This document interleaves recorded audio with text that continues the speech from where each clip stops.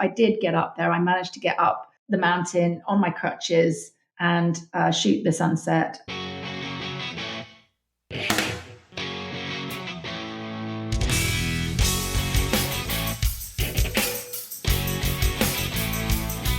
Today's guest is wild woman Viktoria Haack. She's a multi-genre photographer whose amazing work covers the diverse fields of nature and landscape, portrait, weddings and elopements, commercial, and event photography. Her love of nature is a central theme throughout her work. Originally from the UK, but now based in British Columbia, Canada since 2007. She is proud to represent Nikon Canada and Case Filters Global as an ambassador. Find out more about Viktoria and her work at Viktoria, Viktoria, Haack, Haack, photography.ca. Now on to the episode. Let's go.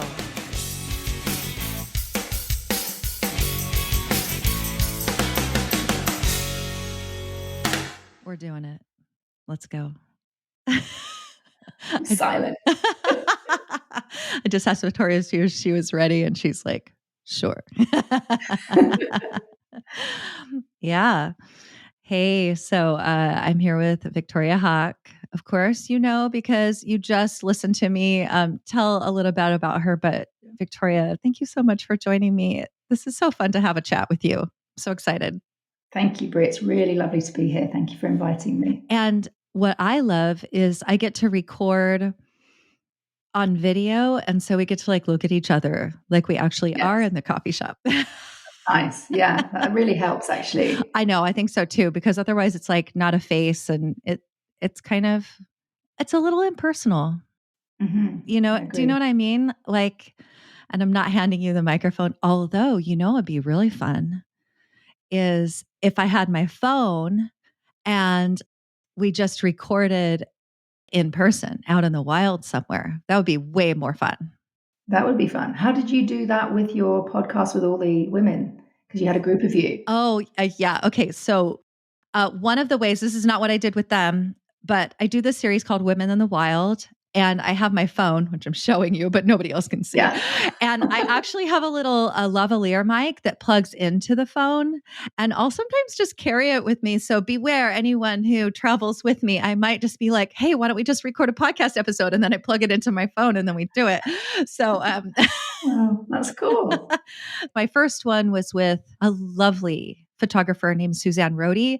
And I literally met her in our kayaks. We kind of bumped into each other. We were just chatting. I'd never met her before. We were in Caddo Lake, the East Texas swamps. And I'm like, hey, do you want to record a podcast episode with me? And she was like, okay. And so that's cool. That's what we did. I was in my kayak. She was in her kayak. We had all the sounds of everything going on. And I did that to my last. The one I just released yesterday, and this will come out later, but I just released my own episode. I just went backpacking in South Africa, and I did that. I toted my phone with that lav mic, and I just, can you picture me in my sleeping bag, wanting to go to sleep, but with my little microphone talking to no one. Very cool, though. That's very cool. And people outside of the tent thinking, I'm sure that woman went in on her own.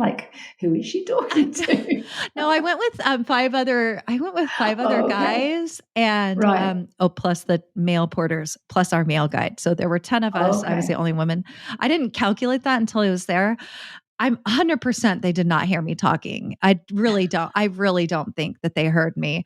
But my friend Murray, who also has a YouTube channel, who organized the adventure, I told him I was going to record.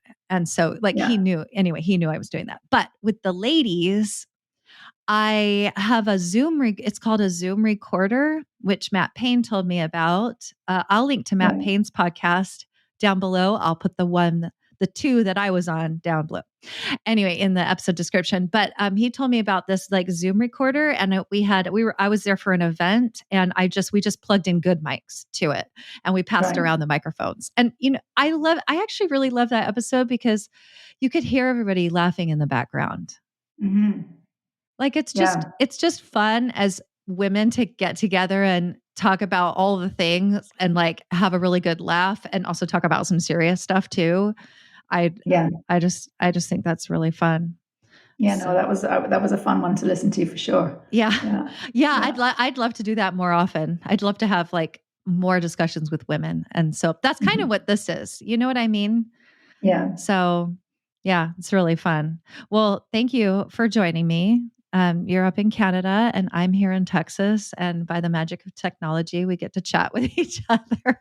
Yes. Oh my goodness. I got to take a drink. Here we go. Cheers. Do the same. Cheers. Let's do it. We're talking and our mouths get dry, so we need beverages. So what do you have in yours? Mine is only coffee. It's not very exciting. Oh, well, maybe mine is like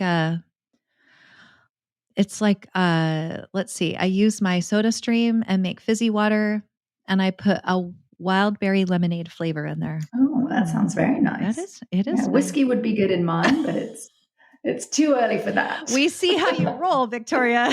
Yes. I do quite like the odd little bit of whiskey. All right. Well, in a little bit, it's 5:00. So, right. But yeah, you're a bit early. Yeah, you're no, I mean, it's 1:30 here for me. Because you're Pacific time. Yeah, a little bit early for me. So, well, 3.5 hours and then you're home free. Just kidding. I'm just kidding. Let's keep talking then. All right. 3.5 hour podcast. You heard it, folks. Just kidding. I can't even talk for that long. Seriously. Oh my goodness. Okay. Well, one of the reasons I wanted to ask you to come chat with me is because I really think that you're one of these like true wild women. And I 100% don't think you identify as this, but when we look at your photography, you're all like, especially like I follow you on your stories, you're always out in the wild doing things. You're doing either, do you do self-portraits? Sometimes. I have in the past. Yeah. Not so much these days, but yeah, I have done. Yeah. But you're always out. Mm-hmm. Did you just post something about wedding photography? Like a wedding? Yeah, I shoot weddings as well. So yeah, I think I did post something about a wedding I shot in Revelstoke recently. Yeah. Yeah. And it was outside, wasn't it? It was like wedding season. Most of my, I do quite a lot of heli elopements and stuff too. So I get to fly around in helicopters and land on the top of mountains and things. So that's quite fun. Yeah, I enjoy that. That's pretty like wild, adventurous. I am so interested in these people who decide to do these things. I think that's fun too. Yeah, totally. Yeah, I think there's a whole new kind of swing in towards more kind of minimalist kind of weddings with fewer people, but more concentration on the couple really doing something that they enjoy. And so for a lot of them, they'll maybe get married on top of a mountain and then maybe join some friends for dinner afterwards. So instead of, putting the money into a huge event, they'll just go away on their own and just make it really simple, or just them and their kids if they have kids, like things. I see a lot of those kind of pared down weddings where people are choosing a beautiful location and really making it about themselves rather than kind of pleasing everybody else for their wedding, which often is what happens, unfortunately. But yeah, I mean, it's fun to do those kind of weddings and really see that really genuine connection between people. Yeah. I was super young when I got married, but I would totally do it differently now. Yeah, same for me. I would do it different. I would definitely do some kind of an elopement and make it small, I think. Right. Oh, you know what? You didn't put on this. Oh, actually, I wanted to talk to you about this. So speaking of adventure weddings, you just photographed Michelle's son's wedding in Antarctica. Yeah, that was amazing. Can you tell us more about that? Because she told us last year when she was like, don't tell anyone. I'm in the talks with Viktoria about photographing my wedding. I'm seeing if it will work out. And I'm like, oh my gosh, please work that out because that's going to be awesome. And then you got to go to Antarctica, which is amazing. Yeah. So will you, this is for my own personal benefit. Can you tell me more? Because I've seen, I feel like she released some photos, but I've been so busy with some travel that I haven't looked yet.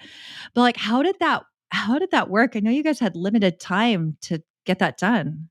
We did. I mean, it was an amazing experience. I really could not believe it when she contacted me and said, "Would you consider doing this?" And I was like, "Hello, yes, that would be awesome. Let me cancel everything."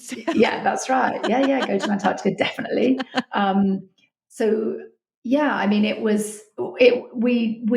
we had kind of one failed attempt because Michelle really wanted it to be kind of foggy. She's the queen of fog. Yes, and she was hoping for kind of fog. And we were going to do it on one day, but it's kind of a sleety rain rather than a snow. So it would have been quite nasty for her because it would have been cold and wet and not so nice.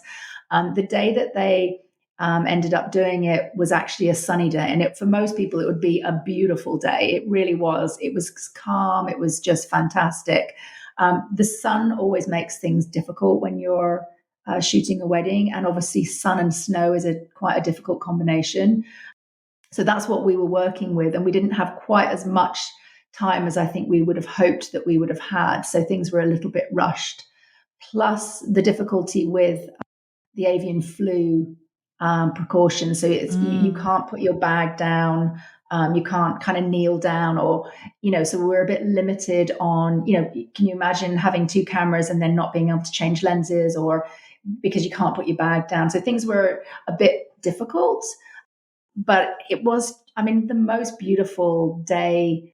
I hope that they really enjoyed it. Unfortunately, I was also sick before the wedding, and I didn't tell them because I didn't want them to feel like, oh my goodness, we brought this photographer and now she's sick. So I was just like feeling quite unwell, but not telling anybody and just trying to like take drugs to keep it all, undercover. I get this. I get it. Yeah. So I was just like not feeling good, but just, I didn't want them to lose confidence in my abilities to do the job. And then unfortunately for them, they both got sick, but after the wedding, thank goodness. So they had the wedding and then they were both sick, but at least they managed to have the wedding and not be sick during the wedding. So we had a few things to kind of deal with, but it was incredible. I will always be so grateful to Michelle and Sam for that experience because it was really, really something. Yeah, really very, very cool. Not many people get to go to Antarctica to shoot a wedding. Right.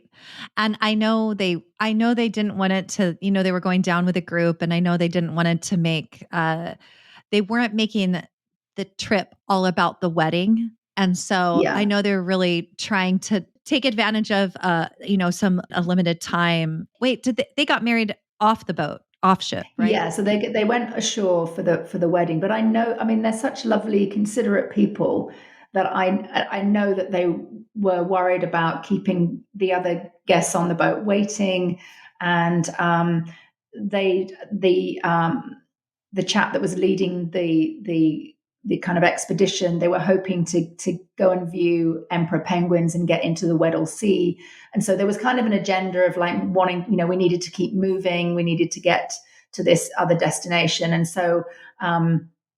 I don't think they wanted people to be hanging on and sort of waiting for them. So there was all those things to consider. Yeah. How much time did you have once you were like actually out on the ice? Like, do you remember how much time it took? Well, actually, I got off the boat. Those guys went ahead of me and they sort of went up to where they decided that the ceremony was going to be. And Michelle was, sort of changing into her stuff. And I was just literally trying to like get my lenses on. And by the time I like puffed up to the place that they were going to do it, one of the guys was like, "Okay, we're ready to go." And I was like, "Oh my God." I barely like turned around to see, what lens do I need? And it was like, "We're off." And I was like, "Oh my goodness." Now, so whatever lens you have on, that's right. Like it's happening. And then of course, there was a small area of kind of packed down snow. But other than that, it was major post holing. So any steps I took, I could have gone down quite deep and then wouldn't have been able to move. So I was also a bit stuck in that if I decided to try and change position, I was potentially falling in a hole and not going to be able to move at all. So there was quite a few things to consider. But it was a really fantastic experience, although I was quite stressed, like just trying to manage everything. And then by the time we left on Zodiacs, got back to the vessel, and Michelle and Sam were going to enter into the bar where the rest of the guests were. And I didn't have time to take off any of my layers. So I'm still wearing all these layers. I'm still wearing my life jacket. I've got all these cameras and things around me. And I like just go puffing into the bar. And someone said to me, "Oh, you're still wearing your life jacket." I'm like, I know, like everybody's happily sitting there with their drinks. And I'm just a complete like frazzled mess, but trying to keep everything, under control, basically. So I just leaned, I had to mute because I was laughing so hard because I'm picturing you with all your layers and then the life jacket too. Yeah. So I was feeling very, very sweaty at this point with cameras hanging off me and still wearing the bag and people looking at me saying things like, "Hey, you still got your life jacket on." I'm like, I know, I didn't have time to get it off. I know, this is a moment. I'm in it. And I just want to say, luckily, I feel like there maybe aren't that many people who could deal with all of those factors, right? Like you're being sick, but also you have had a lot of practice doing these outdoor, you have to move with the light, move with what's happening. And, you know what I mean? So you're like, okay, I see what's happening and I can quickly, I don't think that you had to stand there and go, "Oh, now what do I do?" It was just automatic. It just seems like it was automatic. Well, I think for people that do shoot weddings, you're always shooting on the fly, and it's a great way to teach you how to just manage things as they happen. And the other thing with weddings is that you cannot let your clients see that you are under any kind of stress. Like, if possible, you need them to feel the calm so that they don't pick up on that vibe from you. So if you're dealing with a difficult situation, and it's not just weddings, any kind of client shoot or commercial shoot, or, you don't really want people to see that you are, struggling under the surface. It has to look like everything's okay. So that's, it's the good old British keep calm and carry on kind of, that's what has to happen really in those situations. Oh my goodness. Yeah. Is that a great segue? Yeah. I don't know. Where are you going to take me? I know, but on your forum, you literally say, from most of the situations that go wrong, the good old British motto of keep calm and carry on. Try to never let the client see the panic so they don't lose confidence. So the situation that you were talking about was when you went to a commercial shoot. Oh yeah. I mean, I had one situation where I picked up the wrong camera bag. And I picked up my husband's bag with the drone in it, and the bags are exactly the same. I'd given him one of my old bags. It looked the same. I picked up his bag, turned up for a commercial tourism shoot with a drone and no camera at all. So it's like, oh my goodness. Models on hand, ready to shoot. That was stressful. Fortunately, it was in my local town. And so for me to get home and get the right kit didn't take very long. And that's why I hope people don't think that this is something I do on a regular basis. But no, we're just talking about. I have had the odd emergency, but yeah. So, just literally the same kind of thing. You want to stand and cry, but you don't. You have to be, calm and let's resolve the situation and get the job done. So yeah, have another coffee. I'll be right back in a second. And then I have a panic and text my husband and saying, "Oh my God." But, I don't want my client to know that really. That it's so interesting because, so by the way, everyone, my question is, tell me about a time that anything could go wrong or everything could go wrong did, right? And so sometimes this happens, especially when you're doing, it's not all the time, like you said, but if you're having X amount of numbers and you're doing all these things, it's not about whether or not if it's going to happen, it's when it happens. And then how do you deal with it? Because yeah, for sure. I mean, the likelihood that it's something like this is going to happen is. Oh yeah. Yeah. I mean, it's not that, but it's not like when I was trying to think of one of those moments, I was thinking, well, I've not had that many. I've had moments of, forgetting memory cards or, things like that, or batteries, or, I think we've all done that. But I was trying to think of a real disaster, and I don't think I've not had anything too major happen. But yeah, that was probably not a great one because it was a commercial shoot. It's not so bad if I've told myself off for forgetting memory cards when I've gone out to, photograph sunset or something. But that's when you've got somebody else that you're working for, it's not great. That's stressful. Yeah, totally. I love that Yeah. you're like, just have a coffee. Everything's fine. Nothing. Yeah, I'll be right Nothing to back. see here. Yeah, that's right. Nothing to How see long did here. that take you? How long did it take you to remedy the situation? I think probably 15 to 20 minutes, because I live in a small town. So fortunately, it's not too far to go. But imagine if that had been it could have been so much worse. But Right. yeah. You could have been, well, I guess if you were traveling, I feel like when we travel, we double check all our things. Yes. And I think that sometimes happens. You get to that point sometimes where you feel like you've got everything under control and don't do the checks that you should. So I do try to remind myself of that incident. And I'm like, no, remember, you do need to double check. Yes, because then we get complacent. On my last trip, truthfully, I was pretty busy beforehand. But I shoot with Sony, and they're like these dust magnets, especially like if I'm always out in the desert or wherever, dusty places. Mm-hmm. And I had just gone to Death Valley and to California, and darn if I didn't forget to clean my sensor before leaving for South Africa. So my first like couple days images just are like dotted with dust spots. And like, I'm like, oh, well, if that's the worst thing, I had tons of memory. I had batteries. I have one of those little, like sensor brushes. And so I fixed it. But anyway, I'm like, oh, if that's the worst thing that happens here. Yeah, that's not bad. No. Yeah. I went to a conference recently, a photography conference, and they were doing free sensor cleaning. And when I picked up my camera, he said to me, you get the prize for the worst. Like there's so much stuff on that sensor. So yeah, you're good. You're good there. Oh my gosh. It must have been pretty bad. It was bad. Yeah. Yeah, that's so crazy. It's so funny. What's funny are the things that we think are terrible versus like what other people think are terrible. Cause you're like, well, I just forgot the bag. But the thing is like, we don't want to look bad in front of people, especially like everyone's waiting around, for us or whatever. Yeah. And so we can beat ourselves up about the things that we do wrong when it only affects us, but when it affects other people, that's something that I find really, like I don't want to do that. Right. I know. Yeah. And it's truthfully, it is experiences like that with the bag, mix up that do make us go, okay, yes, that's right.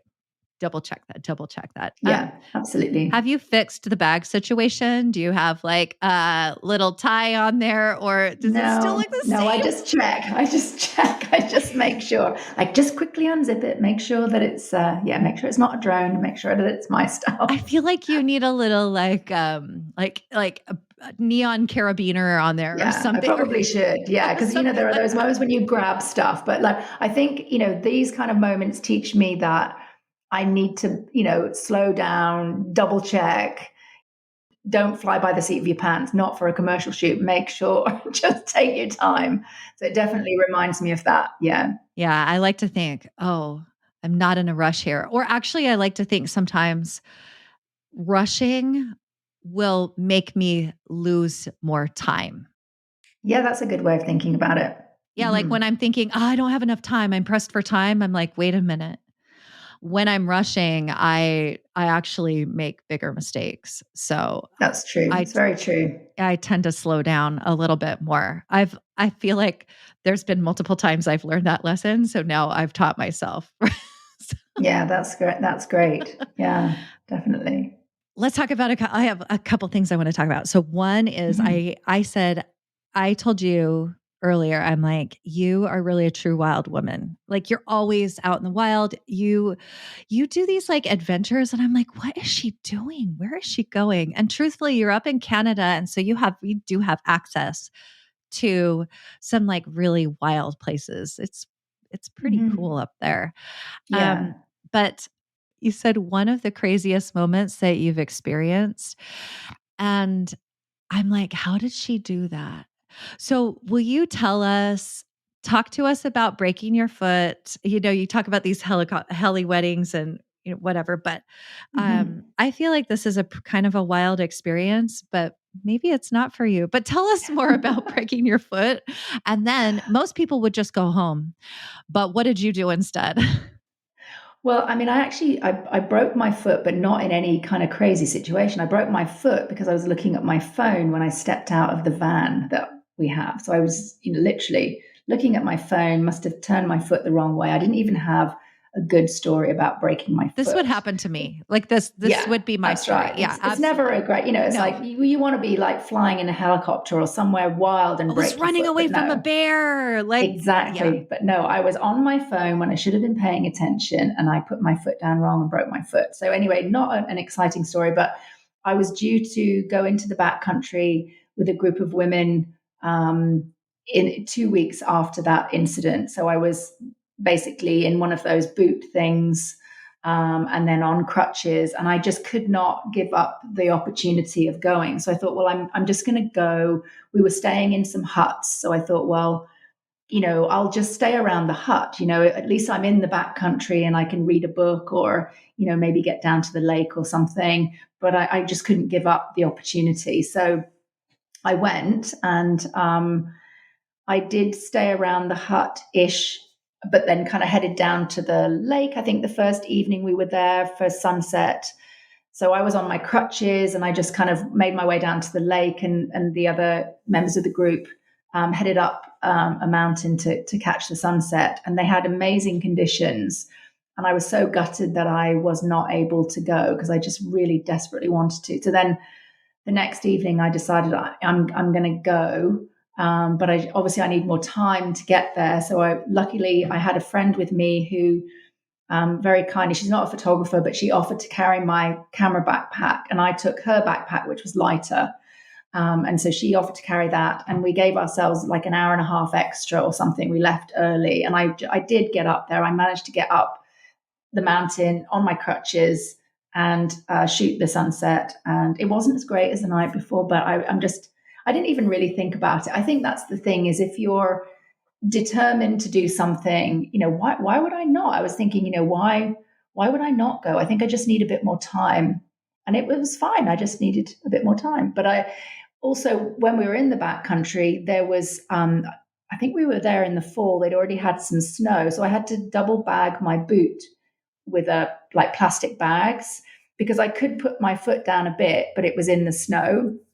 So I just had to have all these different bags, unfortunately, to keep double bagging it to keep my foot dry. And then during that experience, one of the women I was with, we had one guy with us, her husband came, and one of the pegs in my crutch broke.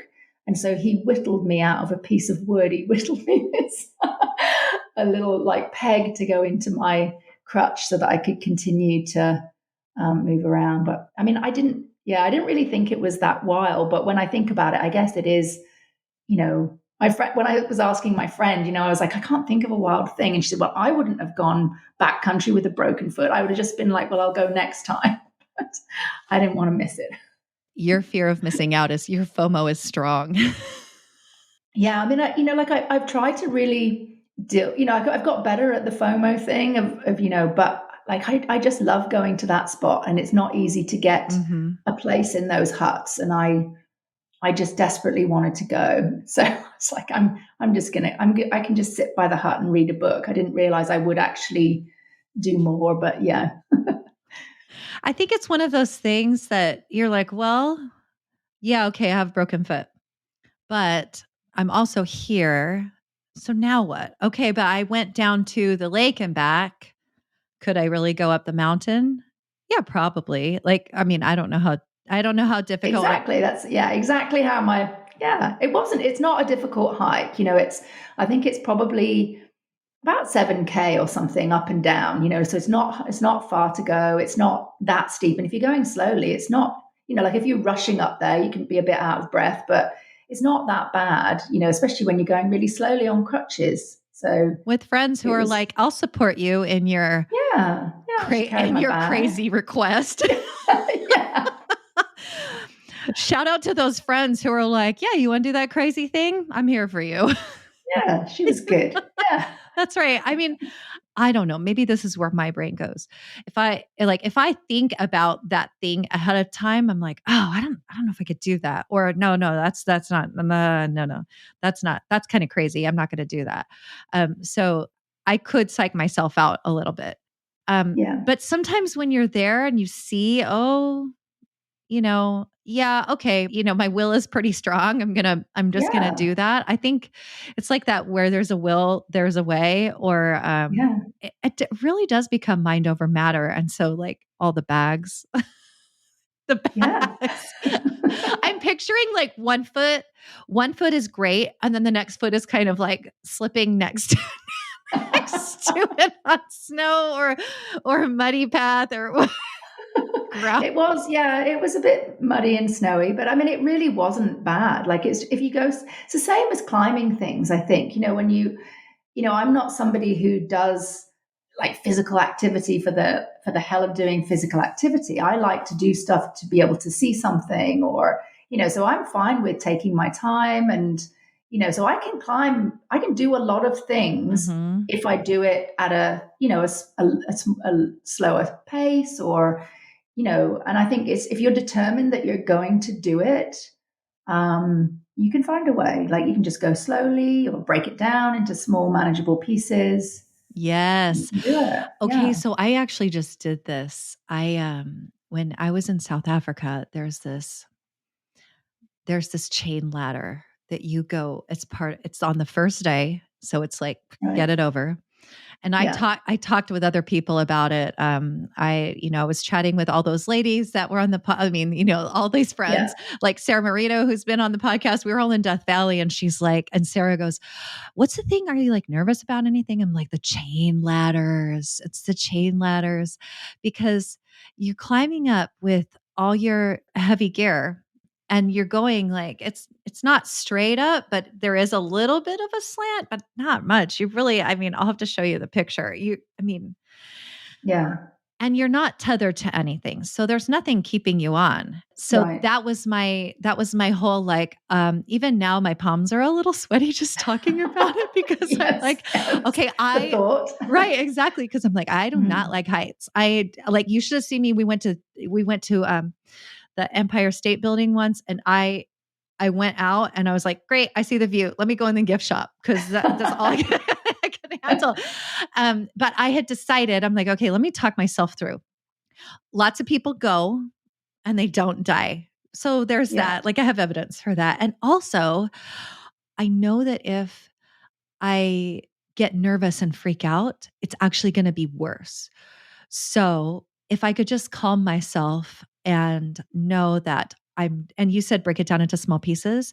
I'm like, one rung at a time. That's all I was thinking, was one rung at a time, keep three things attached all at once. If I had to stop, I just wrapped my arms around them. And you know what? When we got there, I was like, I saw a couple guys go up, and I was like, oh, I can do that. And so I'm like, okay, here I go. And I just went up. I was like, surely the key to doing this successfully is not looking down. And then about a third of the way up, I was like, I think I could look down. And so I did. And and I was like, yeah, that feels far. So never again until I get to the top. So I knew my brain would like get the best of me. So I'm like, no. We're not looking down again. And even while I was climbing, I could kind of, in my peripheral vision, I could kind of see how high up I was getting. I'm like, not thinking about that. Just one rung at a time till the top. That's totally, right? Yeah, I totally identify with that in certain situations. Yeah, for sure. Even now, my heart is like, thinking about, and also I would do it again, but still, I would still be in the same, it's like not my favorite thing. But I would totally do it again, because what you like, being able to do things where you do exercise mind over matter, and you're like, that's possible for me now. I love that. I love that. I think that really builds us up, doesn't it? Every time that we conquer something, that adds to just what we can continue to do. If you've done it once, or you've done something similar once, Yeah, I absolutely agree with that. It's all kind of stuff that you just stuff in your backpack of life, and it's yeah. I feel like if I continue to do stuff like that, then in like 10 years, I'm going to look back and go, oh, yeah, that was like not a big deal. Yeah, I think that's what happens though. But isn't that what fear is about? Like, if the more that you do the thing, the easier that it's supposed to become, apparently. Apparently. Well, I mean, I think it does. Yeah, it does. Because like I know from when I first started doing photography and I was doing commercial photography shoots, I would be absolutely just panic stricken. My brain wouldn't work because I was so stressed about getting it right. And I'd have to have prompts of things on my phone because my brain would stop functioning and I couldn't be creative. But the more I did it, the easier it got, and then the more I could access the creativity, the more I was able to make decisions on the fly. So all of these things that are really stressful, and having read about fear and trying to conquer it, certainly with like public speaking we were talking about before, but actually doing it, I think does help. It does start to minimize things. You just have to push through it. I also think too, part of the not even just moving past it, having the fear be have less of an effect, right? It doesn't always mean the fear goes away when we do this stuff, but I like when it has less of an effect. And Yeah. it does come with practice. And I think because we've practiced, and I'm thinking you in Antarctica photographing that wedding, things just become rote memory. Your body just knows what to do. You just, okay, this is what I do now. This is what I do now. And there's nothing to be afraid of because you just know. And then also, like for me with the chain ladders, I'm like, okay, I've never done this before. And how can I mentally prepare for this thing that I know might feel scary? Because 100%, if I hadn't have done that work on my brain or just told myself, oh, it's not going to be a big deal, I might have gotten there and it was a big deal. Like Right. I actually mentally practiced climbing the chain ladders and having them not be a big deal. That's good. That's Right? good. Yeah, I'm not that intelligent to usually do the mental forethought beforehand. Because sometimes then I think I might freak myself out so much that I won't do it. So sometimes I'm better to just do it. Kind of do it. And then sometimes afterwards I think, whoa, that could have been scary. Right. Well, there's always going to be some things in life, especially when we're like out in the wild or we're doing these kinds of things that's unexpected that we all of a sudden have to deal with, that kind of, for whatever reason, feels stressful, like the bag mixed up or scary. And it's like, okay, how can I keep my cool here and talk myself through it? So you have to decide, do I want to finish or do I just want to stand here and cry? Yes. Yeah. And I think it is very interesting. I think certainly for me, whenever I've in those kind of situations, like I know I was with a friend and I was actually using her as kind of a model and photographing her in some trees. And then suddenly a bear came along and she was like, Vic, I can see some ears coming through through the underbrush. And then she said, oh, it's a bear. Like usually in those situations, like I fortunately become quite calm. My brain seems to actually become clear and I seem to be okay. I don't go to pieces. I think I probably just go to pieces the rest of my life. And then in those moments, I actually manage to be. We would make focused. A great pair. I'll just go in the wild with you because bears freak me out. Like I picture myself being like, can I just stay here and cry? I don't know what to do. Anyway. Oh gosh. You'd probably be fine. Maybe. Or maybe not. Be fine. So what happened? Like your friend or was so she said, oh, I think, there's a bear. And I just said, get your bear spray out, just very slowly move towards me. We'll move together so that we look bigger and we're together. And then, obviously you don't run, but we were prepared to take the safety thing off of the bear spray. And then we just like talked to the bear and just said, hey, bear, like we're here. Because the bear didn't realize the bear was kind of bumbling through the forest, and so if he'd have, just suddenly come upon us, it might have freaked him out and he could have, I don't know. So we just needed to let the bear know that we were there.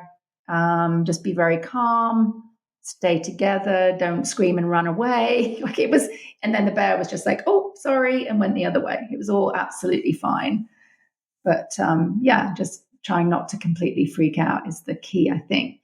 Yeah. And I picture myself going, bear.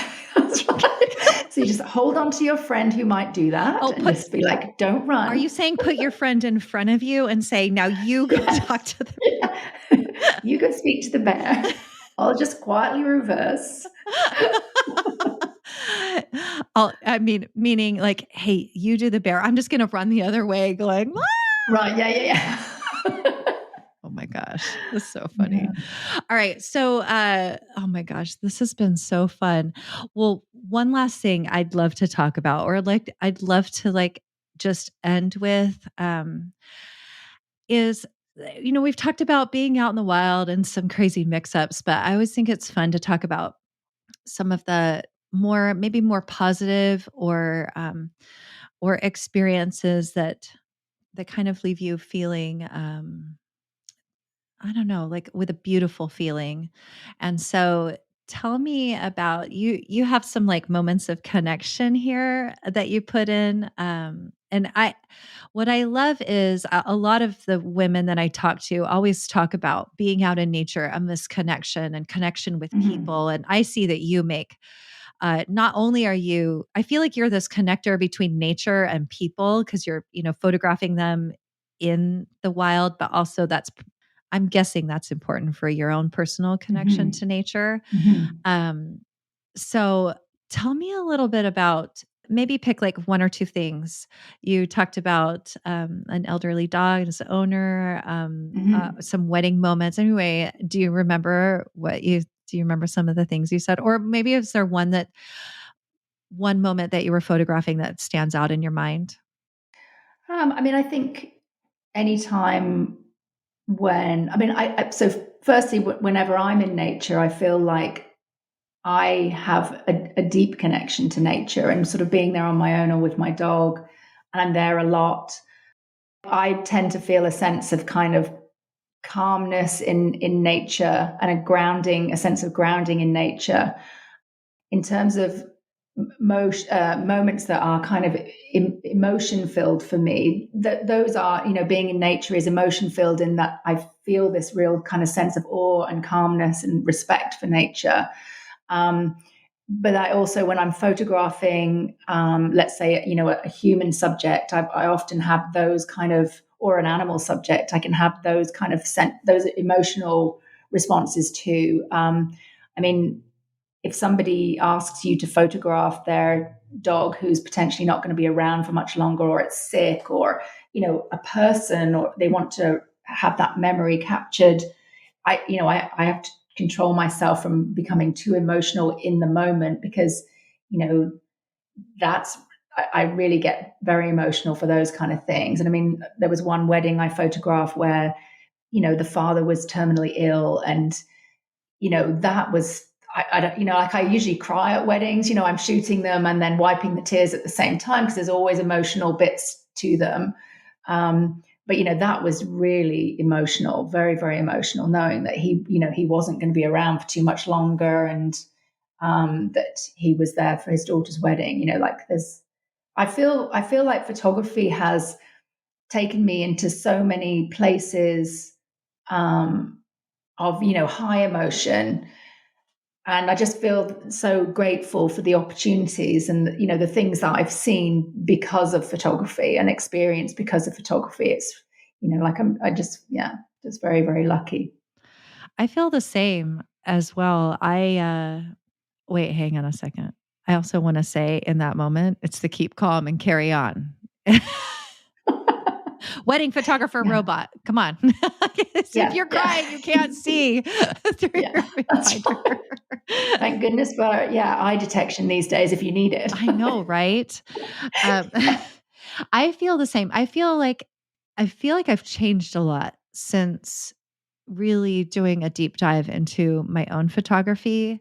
That it's not that I'm a different person, although I'm doing new things that I never thought I would do. And so not even just having the opportunities, but like I've created the opportunities to feel actually deeper emotions, to experience like when you went up with your crutches, when you're up there, that's awe.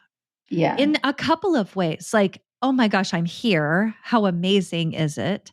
But also, I think there's a bit of this awe that I did that, or I created this opportunity for myself, even though X, or even though this, or even though that. Mm-hmm. And I feel like for me, I just feel that I also have a lot of gratitude.